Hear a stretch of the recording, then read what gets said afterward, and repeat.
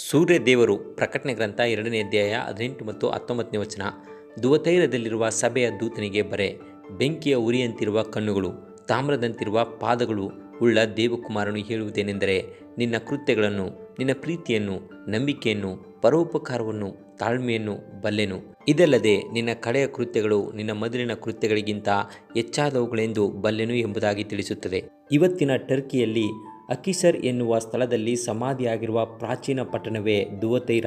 ಇದು ವಿಗ್ರಹಾರಾಧಕ ನಗರವಾಗಿದ್ದು, ಗ್ರೀಕ್ ದೇವರಾದ ಅಪೋಲೋ ಸೂರ್ಯ ದೇವನಾಗಿದ್ದು, ಈ ಅಪೋಲೋ ದೇವರುಗಳಿಗಿಂತ ಹೆಚ್ಚಿನ ದೇವರೆಂದು ಕರೆಯಲ್ಪಡುವ ಜಿಯಾಸ್ನ ಮಗನಾಗಿರುವುದರಿಂದ ಅಪೋಲೋವನ್ನು ಅತ್ಯಂತ ದೇವರ ಮಗ ಎಂಬುದಾಗಿ ಕರೆಯುವವರಾಗಿದ್ದರು. ಆದುದರಿಂದಲೇ ದೇವರು ದುವತೈರ ಸಭೆಗೆ ದೇವಕುಮಾರನು ಎಂಬುದಾಗಿ ಪರಿಚಯಿಸಿಕೊಳ್ಳುವವನಾಗಿದ್ದಾನೆ. ಸೂರ್ಯ ದೇವರ ಅಪೋಲೋ ಎಂಬುವನು ಮೋಸಗಾರ, ನಕಲಿಯಾಗಿದ್ದು, ನೀತಿಯ ಸೂರ್ಯನು ಎಂಬುದು ನಿಜವಾಗಿ ಕ್ರಿಸ್ತನನ್ನು ಮಾತ್ರ ತಿಳಿಸುವುದರಿಂದಲೇ ಆತನ ಕಣ್ಣುಗಳು ಬೆಂಕಿಯ ಉರಿಯಂತಿವೆ ಮತ್ತು ಪಾದಗಳು ಕುಲುಮೆಯಲ್ಲಿ ಕಾಯಿಸಿದ ತಾಮ್ರದಂತಿವೆ ಎಂಬುದಾಗಿ ತಿಳಿಸುತ್ತದೆ.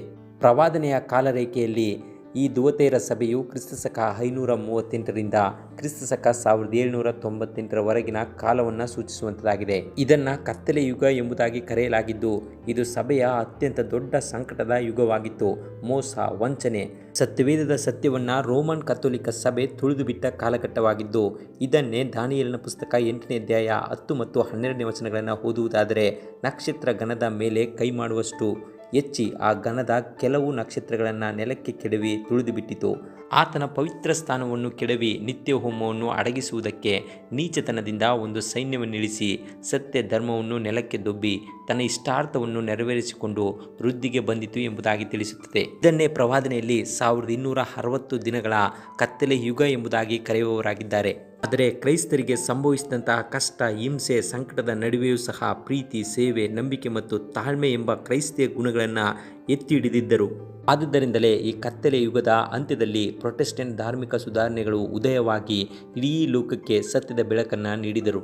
ಹೀಗೆ ಈ ಒಂದು ಕಾಲಘಟ್ಟದಲ್ಲಿ ನಂಬಿಗಸ್ತರಾಗಿ ಉಳಿದಂತಹ ಕ್ರೈಸ್ತರು ಕತ್ತಲೆಯಿಂದ ಆತನ ಬೆಳಕನ್ನು ಅನುಸರಿಸಿ ನಡೆದಂತೆ ನಾವು ನಡೆಯೋಣ. ದೇವರು ನಿಮ್ಮನ್ನು ಆಶೀರ್ವದಿಸಲಿ. ಪ್ರಿಯ ವೀಕ್ಷಕರೇ, ಸತ್ಯವೇದ ಅಧ್ಯಯನ ಮತ್ತು ಪ್ರಾರ್ಥನಾ ಮನವಿ ಹಾಗೂ ಹೆಚ್ಚಿನ ಮಾಹಿತಿಗಾಗಿ ಕೆಳಕಂಡ ಸಂಖ್ಯೆಗೆ ಸಂಪರ್ಕಿಸಿ. ದೇವರು ನಿಮ್ಮನ್ನು ಆಶೀರ್ವದಿಸಿ.